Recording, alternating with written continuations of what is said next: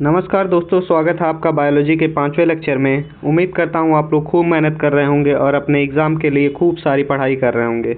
तो आज हम हाजिर हैं 5वें लेक्चर के साथ और इस वीडियो में हम डिस्कस करेंगे बायोलॉजी के कुछ इंपॉर्टेंट क्वेश्चन। ये क्वेश्चंस हमारे बीएससी नर्सिंग, पैरामेडिकल, जीएनएम और एएनएम नर्सिंग एंट्रेंस एग्ज़ाम के लिए काफ़ी ज़रूरी हैं। तो जुड़े रहिए हमारे इस सीरीज़ के साथ और हम ऐसे करके एक एक चैप्टर डिस्कस करेंगे और हर चैप्टर का कुछ इंपॉर्टेंट क्वेश्चन हम उठाते हैं और अपने इस बायोलॉजी एमसीक्यू सीरीज़ में डिस्कस करते हैं। मेरा इस सीरीज़ से ये उम्मीद है कि हम हर चैप्टर को इस एमसीक्यू के थ्रू रिवीजन कर रहे हैं। ठीक, तो चलिए इस चैप्टर को हम आज शुरू करते हैं और देखते हैं क्या क्वेश्चन आज हमने लिए हैं और सारे क्वेश्चन को हम डीपली डिस्कस करेंगे, जो कि हमारे एंट्रेंस एग्ज़ाम में हमारी काफ़ी मदद करते हैं। उम्मीद करता हूँ आप लोग खूब सारी पढ़ाई कर रहे होंगे और चलिए लेक्चर को शुरू करते हैं। तो सबसे पहला हमारा क्वेश्चन क्या है? What is the term use for relationship between living organism and their environment? जीवित जीवों और उनके पर्यावरण के बीच संबंध को क्या कहा जाता है? इस क्वेश्चन का मतलब क्या है? जैसे देखिए, ये हमारा एक इन्वायरमेंट होता है। ठीक, इन्वायरमेंट में कुछ जीवित लोग होते हैं, कुछ निर्जीव लोग होते हैं। ठीक, तो और कुछ कई प्रकार के जीवित लोग पाए जाते हैं, जीवित जीव पाए जाते हैं। तो इन जीवित जीवों के बीच में जो संबंध होता है, उस संबंध को हम क्या कहते हैं? यही इस क्वेश्चन में पूछ रहा है। ठीक, उम्मीद करता हूँ आप लोग समझे होंगे। और इसमें ऑप्शन क्या क्या है? Ecology, biology, chemistry, geography. तो हमारा सही ऑप्शन क्या होगा? इकोलॉजी। ठीक, इसका मतलब क्या होता है? जो हमारा ये इन्वायरमेंट है, इसमें जीवित लोगों के बीच में जो कनेक्शन होता है, ठीक, उसको हम क्या कहते हैं? इकोलॉजी कहते हैं। इसकी स्टडी को हम इकोलॉजी कहते हैं। ठीक, और इन सब के जो संबंध होता है, इस संबंध को हम इकोलॉजी के नाम से जानते हैं। चलिए नेक्स्ट क्वेश्चन की तरफ चलते हैं। What is the main pollutant causing the depletion of the ozone layer? जो हमारा ओजोन लेयर होता है, उसको सबसे ज़्यादा नुकसान कौन सी गैस पहुंचाती है? ओजोन परत के क्षय को मुख्य प्रदूषक क्या है? जैसे ये हमारा अर्थ है, ठीक, तो अर्थ के ऊपर एक लेयर होती है, ओजोन लेयर पाई जाती है। ओजोन लेयर का काम क्या होता है? जो हमारे सन से लाइट आती है, उसके जो हानिकारक किरणें होती हैं, उसको ये वापस आसमान में भेज देता है और सिर्फ जो लाभकारी किरणें होती हैं वो हमारे धरती तक पहुंचती हैं। ये होता है ओजोन का काम। तो पूछ रहा है ओजोन परत के क्षय, इस ओजोन को सबसे ज़्यादा खतरा किस चीज़ से है? कार्बन डाइऑक्साइड से, CFCs से, मीथेन से, नाइट्रोजन ऑक्साइड से। तो सबसे ज़्यादा खतरा किससे है? इसको CFC, क्लोरोफिनोक्लोनोन गैस होती है। ठीक, ये जो रिलीज होती है, इससे सबसे ज़्यादा खतरा हमारे ओजोन लेयर को होता है। चलिए नेक्स्ट क्वेश्चन देखते हैं। Which of the following is a natural cause of air pollution? वायु प्रदूषण का प्राकृतिक कारण निम्न में से कौन है? Volcanic eruption, vehicle emission, industrial waste, deforestation. तो देखिए, जो हमारा व्हीकल एमिशन है, ये बायोलॉजिकल नहीं होता है, ये मैन मेड होता है। ठीक, इसको जो मनुष्य होते हैं वो बनाते हैं। इंडस्ट्रियल वेस्ट, ये भी मनुष्य लोग ही निकालते हैं, या जो यहाँ पे प्राणी पाए जाते हैं वो लोग निकालते हैं। और डिफॉरेस्टेशन, ये भी मैन मेड होता है। तो इसमें बायोलॉजिकल कौन सा? बायोलॉजिकल बस इसमें एक है, वॉल्केनिक इरप्शन। देखिए, वॉल्केनिक इरप्शन होता है तो यहाँ से कई गैसेस निकलती है, जैसे कि कार्बन डाइऑक्साइड हो गया, कार्बन मोनोऑक्साइड हो गया, नाइट्रोजन ऑक्साइड हो गया, नाइट्रोजन हो गया और CFC हो गया। तो मुख्य कारण क्या होता है? Natural cause of air pollution क्या होता है? Volcanic eruption. ठीक, चलिए नेक्स्ट क्वेश्चन देखते हैं। What are autotrophs? ऑटोट्रॉप्स क्या होते हैं? Organism that produce their own food. इसमें पूछ रहा है जो ऑटोट्रॉप्स क्या होते हैं। तो इसमें क्या क्या ऑप्शन दिया? Organism that produce their own food, organism that consume others. जो मतलब कंज्यूम अदर का मतलब क्या होता है? कि जो और लोगों पे डिपेंड करते हैं। ऑर्गेनिज्म दैट डिकम्पोज मैटर का मतलब क्या होता है? जो सड़ी गली वस्तुएं होती हैं, उसका डिकम्पोजिशन कराने को हम डिकम्पोज मैटर कहते हैं। None of the above. तो इसमें से कौन सा सही ऑप्शन होगा? इसका सही ऑप्शन होगा पहला, organism that produce their own. Autotroph का मतलब क्या होता है? ऐसे ऑर्गेनिज्म जो अपना खाना खुद से बनाते हों। तो इसको हम यही ऑप्शन हमारा सही होगा, organism that produce their own food, इसका मतलब यही हो गया। नेक्स्ट क्वेश्चन देखते हैं।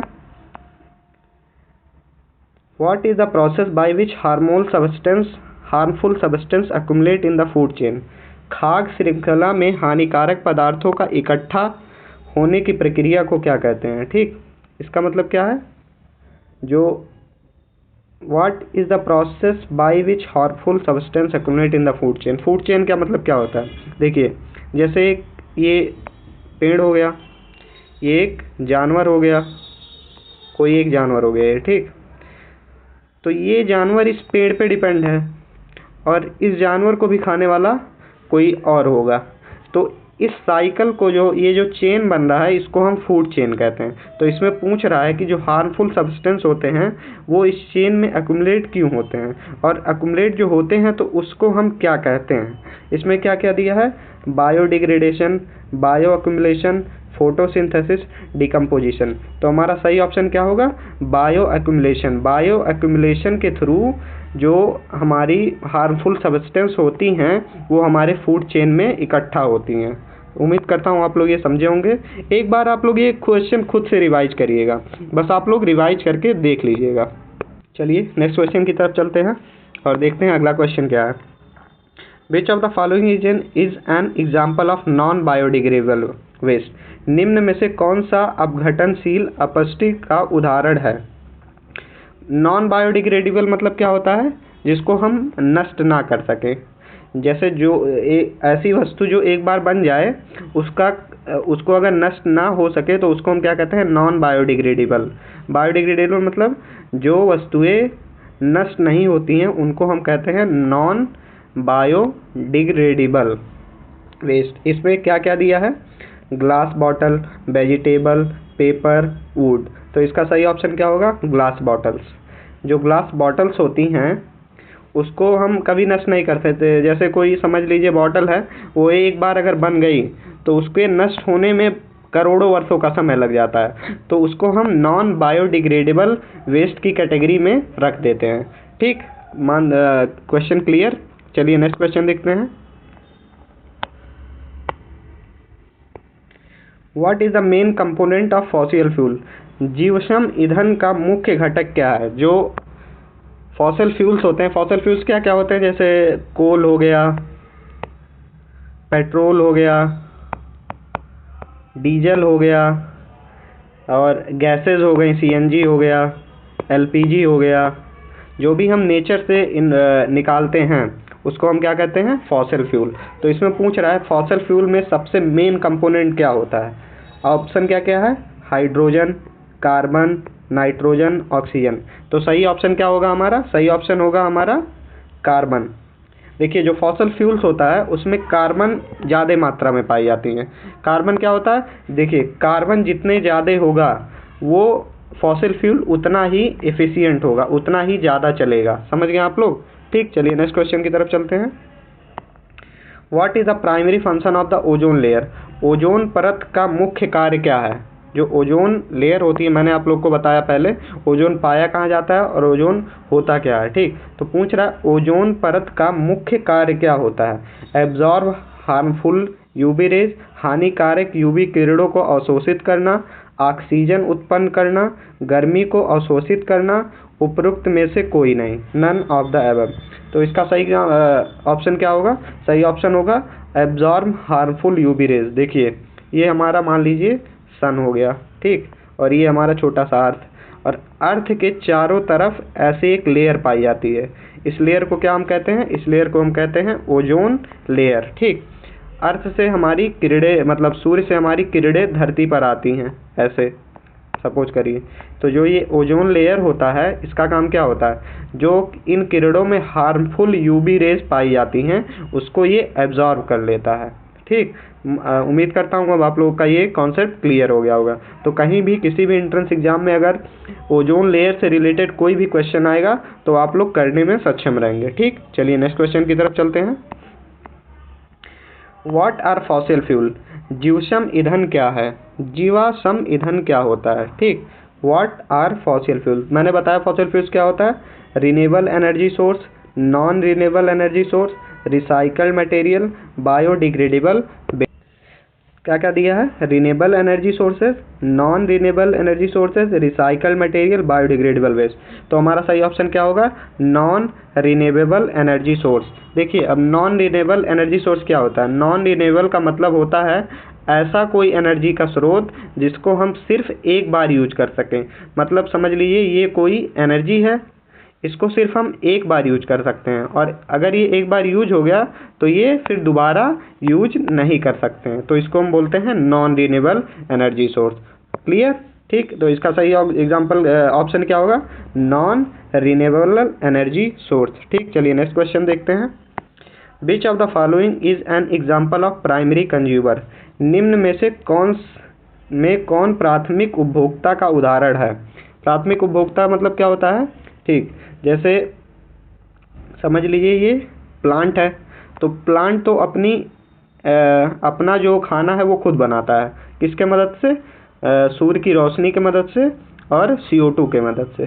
तो ये अपना खाना खुद बनाता है। तो इसमें पूछ रहा है कि प्राइमरी कंज्यूमर क्या होता है, जो सबसे पहले आता है किसमें, जो इस पेड़ को खा के खाना बनाएगा उसको हम बोलेंगे प्राइमरी कंज्यूमर। इस पेड़ को खा के जो जीव खाना बनाएगा उसको हम प्राइमरी कंज्यूमर बोलेंगे। तो इसमें ऑप्शन क्या क्या क्या है, लायन, ग्रासहॉपर, ईगल, मशरूम। तो इसका सही ऑप्शन क्या होगा, ग्रासहॉपर। ग्रासहॉपर क्या होते हैं, जो ग्रास को खाते हैं, और ग्रास अपना खाना खुद बनाता है और ग्रास को ग्रासहॉपर खाता है। तो ग्रासहॉपर क्या हो गया, प्राइमरी कंज्यूमर हो गया, सबसे पहले प्रोड्यूसर को खाने वाला ही प्राइमरी कंज्यूमर, इसको हम प्रोड्यूसर बोलेंगे, इस पेड़ को प्रोड्यूसर बोलेंगे, और ग्रासहॉपर हमारा प्राइमरी कंज्यूमर हो गया। ठीक, उम्मीद करता हूँ ये क्वेश्चन क्लियर हो गया। ठीक, चलिए नेक्स्ट क्वेश्चन देखते हैं। What do decomposer release back into the environment? अब देखिए पूछ रहा है अपघटक पर्यावरण में क्या वापस छोड़ते हैं। अब देखिए डिकम्पोजर क्या होता है, डिकम्पोजर का मतलब वो होता है जैसे हमारे इन्वायरमेंट में जो भी वेस्ट निकलता है उस वेस्ट को डिकम्पोज करने वाले को, सपोज करिए ये कोई हमारा वेस्ट है, ठीक, तो इस वेस्ट को जो डिकम्पोज करता है उसको ही हम डिकम्पोजर बोलते हैं। तो इसमें से पूछ रहा है जब डिकम्पोजर इस वेस्ट को डिकम्पोज करेगा तो वो इन्वायरमेंट में क्या चीज़ें छोड़ेगा। ठीक, तो इसका ऑप्शन क्या क्या है, एनर्जी, न्यूट्रिशन, ऑक्सीजन, वाटर। तो इसका सही एग्जांपल क्या, सही ऑप्शन क्या होगा, न्यूट्रिशन। ठीक, देखिए जब कोई डिकम्पोजर किसी भी चीज़ को डिकम्पोज करता है तो इससे जो एनर्जी निकलती है वो डायरेक्ट आती है हमारे इन्वायरमेंट में, ठीक, और उसमें से कुछ अमाउंट एनर्जी वो ले लेता है डिकम्पोजर जो इसको डिकम्पोज करता है, और जो एनर्जी बचती है वो हमारे सॉइल में आ जाती है। ठीक, इसी तरह से एनर्जी का रेगुलेशन होता है हमारे इन्वायरमेंट में। कोई चीज़ बनती है फिर वो डिकम्पोज होती है, उसकी एनर्जी सॉइल में आती है, फिर सॉइल से पेड़ निकलते हैं, फिर पेड़ होता है, फिर वही एनर्जी अंदर, तो ये साइकिल ऐसे चलती रहती है। तो डिकम्पोजर का काम क्या होता है, डिकम्पोज करना, और जब ये डिकम्पोज करता है तो एनर्जी निकलती है, वो कुछ एनर्जी डिकम्पोजर लेता है और कुछ एनर्जी जो बच जाती है वो सॉइल में आती है। तो सही ऑप्शन क्या होगा, न्यूट्रिशन। ठीक, चलिए नेक्स्ट क्वेश्चन देखते हैं। What is responsible for the increase in global temperature? जो हमारा ग्लोबल टेम्परेचर है, वैश्विक तापमान में वृद्धि के लिए कौन जिम्मेदार है? देखिए ग्लोबल टेम्परेचर क्या होता है, ये हमारा वर्ल्ड है, वर्ल्ड का जो मीन टेम्परेचर होगा, मतलब पूरे वर्ल्ड में जो एक मीन टेम्परेचर होगा, मीन टेम्परेचर मान लीजिए इस समय हमारा 38 डिग्री सेल्सियस है, तो ये इसको बढ़ाने में कौन सी चीज़ें सबसे ज़्यादा जिम्मेदार होती हैं? ऑप्शन क्या क्या है, green house gases, ozone layer, acid rain, deforestation. तो सबसे ज़्यादा इस ग्लोबल टेम्परेचर को बढ़ाने के लिए ग्रीन हाउस गैसेस इम्पॉर्टेंट है। ग्रीन हाउस गैसेस क्या होती हैं, जो कि निकलती हैं हमारे व्हीकल से और डिफॉरेस्टेशन करते हैं, उससे जो गैसेस निकलती हैं उसको हम ग्रीन हाउस गैसेस कहते हैं। ये हमारे अर्थ के टेम्परेचर को बढ़ाते हैं। ठीक, चलिए नेक्स्ट क्वेश्चन की तरफ चल और देखते हैं अगला क्वेश्चन क्या है हमारा। विच of the following is A renewable source of energy. अब देखिए, हमने पहले डिस्कस किया है नॉन रीनेबल। नॉन रीनेबल क्या होता है? जिसको हम एक बार यूज कर लें और दोबारा यूज ना कर सकें।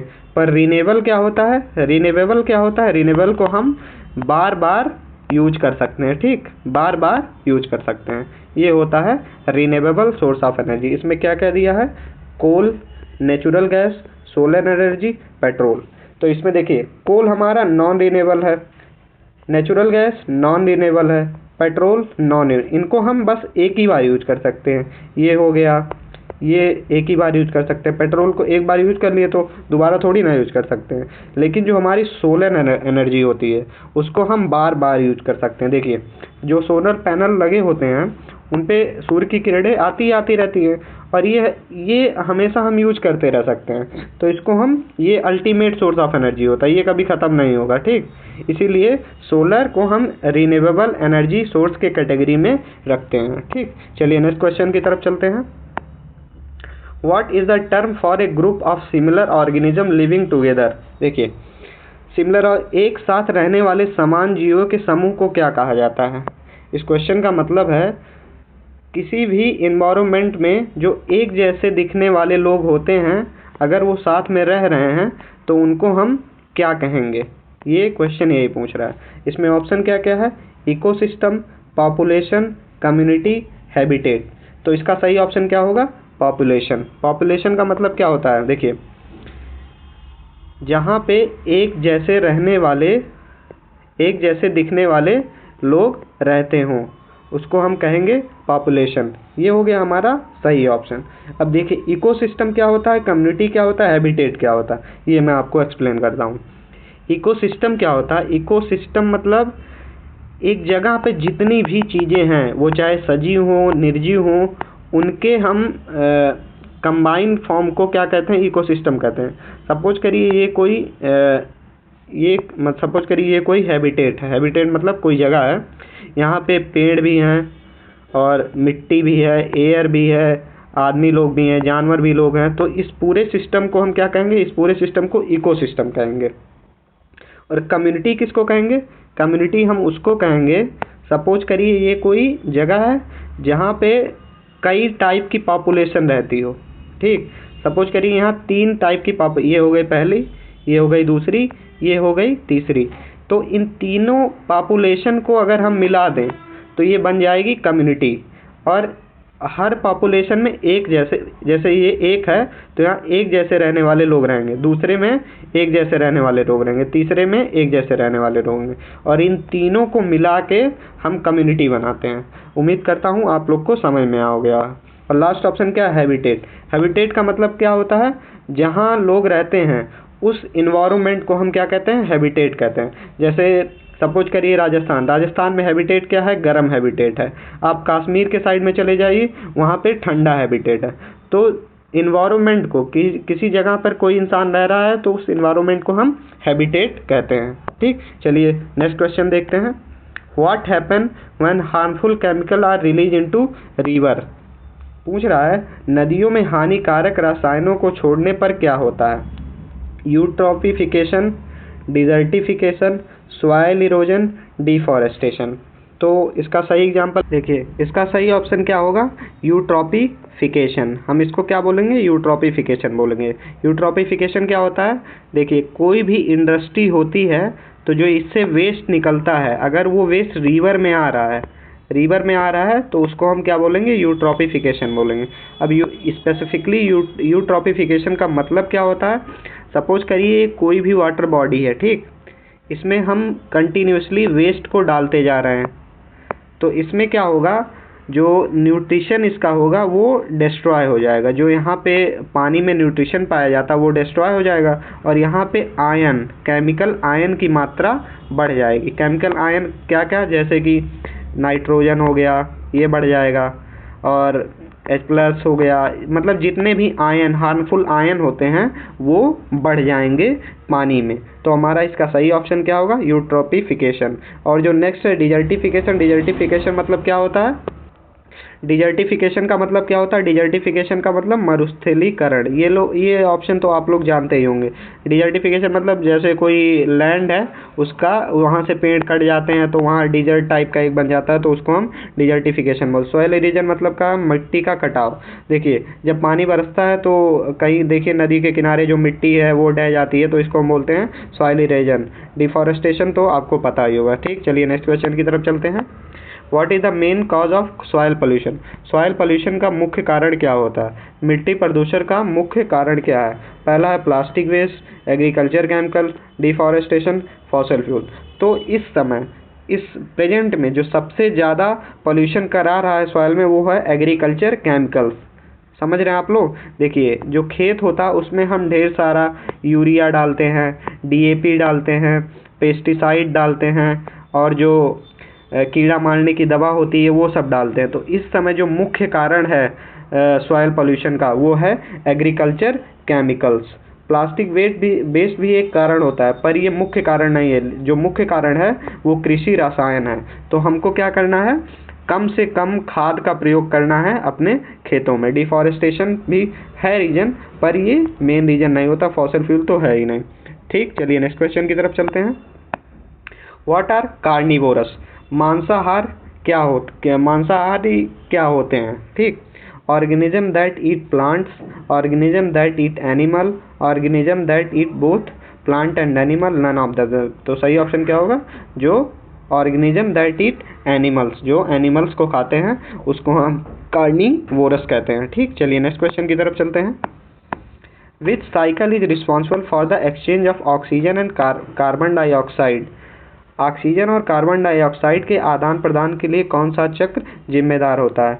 Water cycle, carbon cycle, nitrogen cycle, water cycle, carbon cycle, nitrogen cycle या ऑक्सीजन साइकिल। तो इसके लिए क्या एग्जाम्पल होता है? इसके लिए रिस्पॉन्सिबल होता है ऑक्सीजन चक्र। ठीक, चलिए नेक्स्ट क्वेश्चन की तरफ चलते हैं। What is the process by which water evaporate and return to the earth? जिस प्रक्रिया से पानी वापस होकर पृथ्वी पर लौटता है उसे क्या कहते हैं? देखिए कोई पानी होता है, यहाँ से वेपर बनते हैं, वेपर बन के जाते हैं क्लाउड में। ठीक, और क्लाउड से फिर ये बारिश होती है। तो इस बारिश होने की प्रक्रिया को हम क्या कहते हैं? ठीक, ये पानी गैस में होता है, गैस से, ठीक, ये पानी गैस में है, गैस से लिक्विड बनता है और लिक्विड बनकर बारिश होता है। तो इस लिक्विड बनने की प्रक्रिया को हम क्या कहते हैं? हम इसे कहते हैं कंडेंसेशन। वाटर साइकिल तो इस पूरे साइकिल को बोलेंगे। ठीक, और इवेपोरेशन बोलेंगे जब लिक्विड से गैस बनेगा, और कंडेंसेशन बोलेंगे जब गैस से लिक्विड बनेगा। ठीक, और प्रेसिपिटेशन मतलब वर्षा, जो बारिश होती है इस प्रोसेस को हम प्रेसिपिटेशन कहते हैं। ठीक, चलिए नेक्स्ट क्वेश्चन देखते हैं। Which gas is necessary for photosynthesis? Photosynthesis के लिए कौन सा गैस नेसेसरी होता है? ठीक, एग्जाम्पल क्या क्या है? ऑक्सीजन है, कार्बन डाइऑक्साइड है, नाइट्रोजन है, हाइड्रोजन। तो सबसे इम्पॉर्टेंट गैस क्या होती है फोटोसिंथेसिस के लिए? CO2। ये आप सभी को पता होगा। ठीक, नेक्स्ट क्वेश्चन देखते हैं। What is the term for the variety of species in A given area? किसी दिए गए क्षेत्र में प्रजातियों को विविधता को क्या कहा जाता है? What is the term for the variety of species given in A area? देखिए कोई एरिया होता है तो वहाँ पे विभिन्न प्रकार के जानवर रहते हैं। ठीक, कोई आदमी रहता है, गाय रहती हैं, भैंस रहती हैं, कुत्ता रहता है, और शेर रहते हैं, और चिड़िया रहती हैं, और भी विभिन्न प्रकार के जानवर रहते हैं। तो इस समूह को हम क्या कहेंगे? मतलब जितने लोग हैं वो अलग अलग बायोलॉजिकल स्पीशीज हैं। ठीक, तो इनके समूह को क्या कहा जाता है? ये इसमें दिया है biodiversity, ecosystem, food chain, habitat. इसको क्या बोलेंगे? बायोडाइवर्सिटी। बायोडाइवर्सिटी का मतलब क्या होता है? विभिन्न लोगों का एक जगह पर पाया जाना, विभिन्न बायोलॉजिकल स्पीशीज का एक जगह पर होना, इसको हम बोलेंगे बायोडाइवर्सिटी। और इकोसिस्टम किसको बोलते हैं? जो सजीव, निर्जीव और जो विभिन्न प्रकार के जानवर हैं जो इनके बीच में कनेक्शन होता है उसको हम बोलते हैं इकोसिस्टम। और फूड चेन के बारे में मैं आपको बता चुका हूँ, और हैबिटेट के बारे में मैं पहले ही आपको बता चुका हूँ। ठीक, चलिए नेक्स्ट क्वेश्चन की तरफ चलते हैं। What is the primary source of water for plant? पौधे के लिए पानी का प्राथमिक स्रोत क्या होता है? ठीक, तो इसमें एग्जांपल क्या है? Ground water, rain water, river water, ocean water. तो जो प्राइमरी सोर्स होता है प्लांट के लिए वो होता है हमारा ग्राउंड वाटर। सही ऑप्शन क्या होगा? ग्राउंड। जैसे ये कोई पेड़ है, इसकी रूट्स होती हैं, ये रूट्स के थ्रू पानी को एब्जॉर्ब करता है और फोटोसिंथेसिस में यूज करता है। ठीक, चलिए नेक्स्ट क्वेश्चन देखते हैं। विच ऑफ द जूम हो गया। विच of the following is an example of non renewable source? निम्न में से कौन सा एक गैर नवीनीकरण संसाधन का उदाहरण है? सोलर एनर्जी, विंड एनर्जी, कोल, बायोमास। तो देखिए, मैं पहले ही आपको बता चुका हूँ नॉन रिन्यूएबल सोर्स क्या होता है। नॉन रिन्यूएबल का मतलब क्या होता है? कोई ऐसा एनर्जी का सोर्स जिसको हम सिर्फ एक बार यूज कर सके। तो देखिए, सोलर एनर्जी को हम बार बार यूज कर सकते हैं, विंड एनर्जी को हम बार बार यूज कर सकते हैं, बायोमास को हम यूज कर सकते हैं कई बार। तो जो इसका नॉन रिन्यूएबल सोर्स है वो है हमारा कोल। सही ऑप्शन क्या होगा हमारा? सही ऑप्शन होगा हमारा कोल। ठीक, चलिए नेक्स्ट क्वेश्चन की तरफ चलते हैं। What is a major consequence of deforestation? वन की कटाई का एक प्रमुख परिणाम क्या है? Loss of biodiversity, increase rainfall, decrease carbon dioxide level, improved soil fertility. तो इसका सही ऑप्शन क्या होगा? Loss of biodiversity. अब देखिए, इसको हम समझते हैं। सपोज करिए ये कोई एक जंगल है, ठीक, यहाँ पेड़ हैं, पौधे हैं और कई प्रकार के जानवर रहते हैं यहाँ पे। तो जब हम पेड़ों को काट देंगे तो एक तो ये पेड़ ख़त्म हो गए, एक बायोलॉजिकल जो है चीज़ें वो ख़त्म हो गई, पेड़, और दूसरे जो यहाँ पे जानवर रहते हैं उनका हैबिटेट ख़त्म हो जाएगा। हैबिटेट मतलब इनका ये घर, ये ख़त्म हो जाएगा। तो ये जानवर भी यहाँ से कहीं और जाने की कोशिश करेंगे। तो यहाँ का बायोडाइवर्सिटी कम हो जाएगा। बायोडाइवर्सिटी मतलब जो डिफरेंट जानवर यहाँ रहते थे वो यहाँ से मूव कर जाएंगे। तो इसको बोलेंगे लॉस ऑफ बायोडाइवर्सिटी। तो पेड़ के काटने से क्या हुआ? लॉस ऑफ बायोडाइवर्सिटी हुआ। तो इसका सही ऑप्शन क्या हो गया? Loss of biodiversity. अब पेड़ कटेंगे तो रेनफॉल तो बढ़ेगा नहीं, ये तो ऐसे ही गलत हो जाएगा। कार्बन डाइऑक्साइड तो कम होगा नहीं, कार्बन डाइऑक्साइड तो और बढ़ेगा। सॉइल की फर्टिलिटी नहीं बढ़ेगी पेड़ काटने से, पेड़ लगाने से बढ़ेगी। ठीक, चलिए नेक्स्ट क्वेश्चन देखते हैं। Which of the following is a method to conserve water? निम्न में से कौन पानी बचाने का एक तरीका है? Using of more plastic bottle, water harvesting, cutting trees, wasting water. तो इसका सही ऑप्शन क्या होगा? Water harvesting. वाटर हार्वेस्टिंग क्या होता है? जो हमारा बारिश का पानी होता है उसको हम स्टोर करके रखते हैं, ठीक, उसको हम स्टोर करके रखते हैं, इसको बोलते हैं वाटर हार्वेस्टिंग। तो वाटर हार्वेस्टिंग के थ्रू हम वाटर को कंजर्व कर सकते हैं। वाटर कंजर्व मतलब वाटर को बचा के रख सकते हैं अपने यूज के लिए। ठीक, तो हमें ज़्यादा से ज़्यादा क्या करना चाहिए? वाटर हार्वेस्टिंग पे फोकस करना चाहिए। देखिए, वाटर हार्वेस्टिंग जनरली हम राजस्थान के जो एरियाज़ होते हैं वहाँ पर ज़्यादा करते हैं, क्योंकि वहाँ पानी की कमी वैसे ही होती है। तो आप देखेंगे कि जो राजस्थान एरियाज़ हैं वहाँ पे वाटर हार्वेस्टिंग काफ़ी प्रचलन में रहता है। ठीक, चलिए नेक्स्ट क्वेश्चन की तरफ चलते हैं। ये क्वेश्चन इंपॉर्टेंट है, ये पूछ सकता है।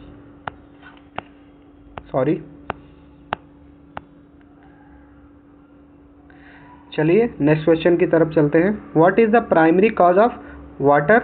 1 सेकेंड।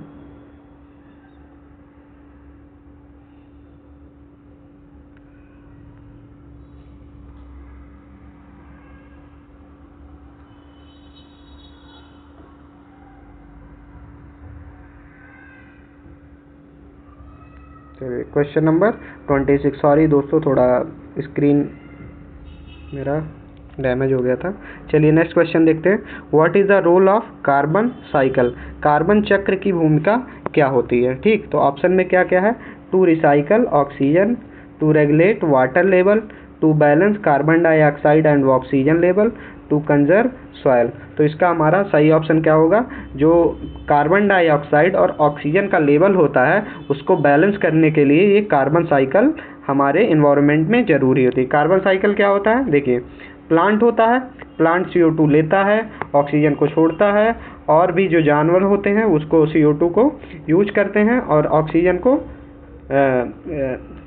को यूज करते हैं और CO2 को छोड़ते हैं। तो इस पूरी साइकिल को हम क्या बोलते हैं? कार्बन साइकिल बोलते हैं। ठीक, चलिए नेक्स्ट क्वेश्चन की तरफ चलते हैं। नेक्स्ट क्वेश्चन क्या है?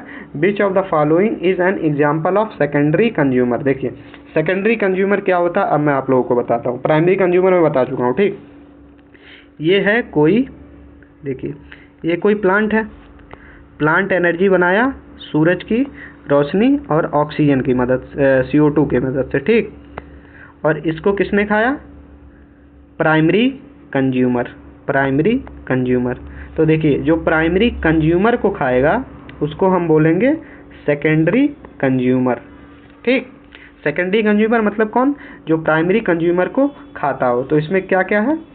ग्रास हॉपर हो गया, रैबिट हो गया, लायन हो गया, डियर हो गया। तो देखिए ये हमारा लायन ऑप्शन जो है वो सही होगा। देखिए प्लांट को डियर भी खाता है, हिरन। जो हिरन होते हैं वो क्या खाते हैं? घास ही तो खाते हैं, और घास को हिरन को कौन खाता है? लायन खाता है। ठीक, तो ये क्या हो गया हमारा? शेर। शेर हमारा हो गया सेकेंडरी कंज्यूमर। चलिए नेक्स्ट क्वेश्चन की तरफ चलते हैं। What is the primary cause of the water cycle. जल चक्र की प्राथमिक कारण क्या होता है? ठीक,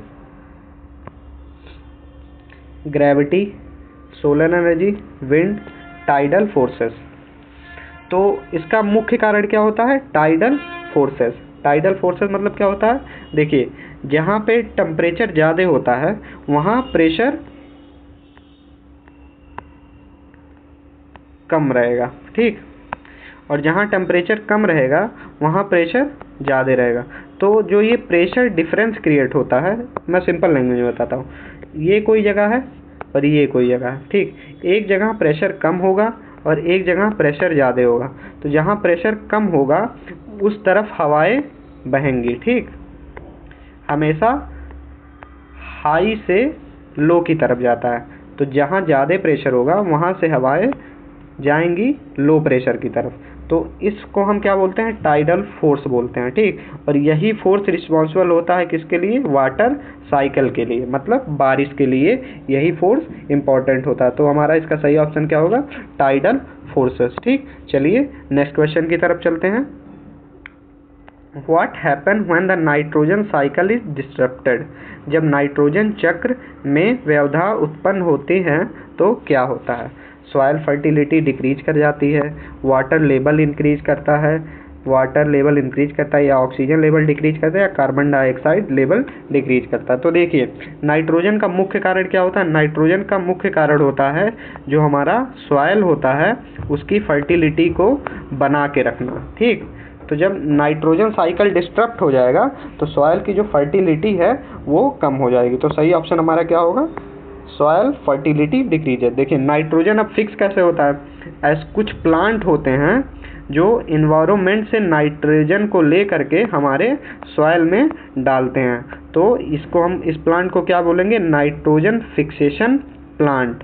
तो अगर इस साइकिल में कुछ गड़बड़ हो रहा है तो सॉइल की फर्टिलिटी अपने आप कम हो जाएगी। ठीक, तो हम क्या सही ऑप्शन लगाएंगे? सॉइल फर्टिलिटी डिक्रीज है। नाइट्रोजन के साइकिल के डिस्ट्रप्शन के कारण सॉइल फर्टिलिटी कम हो जा रही है। ठीक, चलिए नेक्स्ट क्वेश्चन देखते हैं, और ये हमारा इस सीरीज का लास्ट क्वेश्चन है। What is the example of the following environmental conservation measure? Which of the following is an example of an environmental conservation measure? निम्न में से कौन सा पर्यावरण संरक्षण का उदाहरण है? Industrial pollution, recycling, deforestation, overfishing. तो हमारा सही ऑप्शन क्या होगा? रिसाइकलिंग। देखिए अगर हमको इन्वायरमेंट को प्रोटेक्ट करना है तो हमको ज़्यादा से ज़्यादा रिसाइकलिंग पे फोकस करना होगा। रिसाइकलिंग का मतलब क्या होता है? कोई भी वस्तु है उसको हम कई बार यूज कर सके, तो इसी प्रोसेस को हम बोलेंगे रिसाइकलिंग। देखिए जब कोई प्लास्टिक वेस्ट जनरेट होता है उसको हम एक बार यूज करते हैं और उसको हम फेंक देते हैं। तो अगर इसी को हम रिसाइकल करके दोबारा यूज करेंगे तो ये हमारे इन्वायरमेंट में कम पोल्यूशन कराएगा। तो रिसाइकलिंग के थ्रू हम इन्वायरमेंट में एक इन्वायरमेंटल कंजर्वेशन कर सकते हैं। ठीक, तो इसका हमारा सही ऑप्शन क्या होगा? रिसाइकलिंग। रिसाइकलिंग मतलब पुनः चक्रण। ठीक, उम्मीद करता हूँ आप लोगों को सारे क्वेश्चन समझ में आए होंगे। अगर आपको किसी भी प्रकार का डाउट है तो आप कमेंट में हमसे पूछ सकते हैं। मैं कोशिश करूँगा कि आपके कमेंट्स का रिप्लाई करूँ। तो थैंक यू आपका हमारे साथ जुड़े रहने के लिए और इस सीरीज़ में बने रहने के लिए। इस सीरीज़ में अब तक हमने 5 वीडियो, ये हमारा 5वां लेक्चर है और 5 लेक्चर से हमने लगभग 150 क्वेश्चन तो कर लिए, लेकिन इन 150 क्वेश्चन से हमने पूरे क्लास 10th का बायोलॉजी पोर्शन रिवाइज कर लिया है। और आने वाले 1-2 लेक्चर में मैं जनरल क्वेश्चंस डिस्कस करूंगा जो कि हमारे पूरे बायोलॉजी को कवर करेंगे और पूरे बायोलॉजी को हम इसी MCQ सीरीज के थ्रू रिवाइज कर रहे हैं। इससे हमारा कॉन्सेप्ट भी क्लियर हो रहा है और नंबर ऑफ क्वेश्चंस प्रिपेयर हो रहे हैं। हम कोशिश करेंगे कि ज़्यादा से ज़्यादा क्वेश्चन के थ्रू हम प्रैक्टिस करें और क्वेश्चन के थ्रू ही हम सारा कॉन्सेप्ट क्लियर करें। इससे हमारा एक माइंडसेट डेवलप हो जाएगा कि क्वेश्चन को टैकल कैसे करना है और क्वेश्चन को समझना कैसे। जैसे एक क्वेश्चन में 4 ऑप्शन दिए रहते हैं तो हम चारों ऑप्शन को समझते हैं। ठीक, उससे हमारा एक ओवरऑल हॉलिस्टिक कॉन्सेप्ट क्रिएट होता है जो कि हमें एग्ज़ाम टाइम में हमारे कॉग्निशन को इम्प्रूव करता है और हमें नंबर ऑफ क्वेश्चन प्रैक्टिस करने में मदद करता है। ठीक, तो हमारे साथ जुड़े रहिए। मैं कोशिश करूंगा कि आपका ज़्यादा से ज़्यादा मदद कर सकूं और आपके एंट्रेंस एग्ज़ाम में मदद कर सकूं। ठीक, तो धन्यवाद दोस्तों हमारे साथ जुड़े रहने के लिए। Thank you, bye.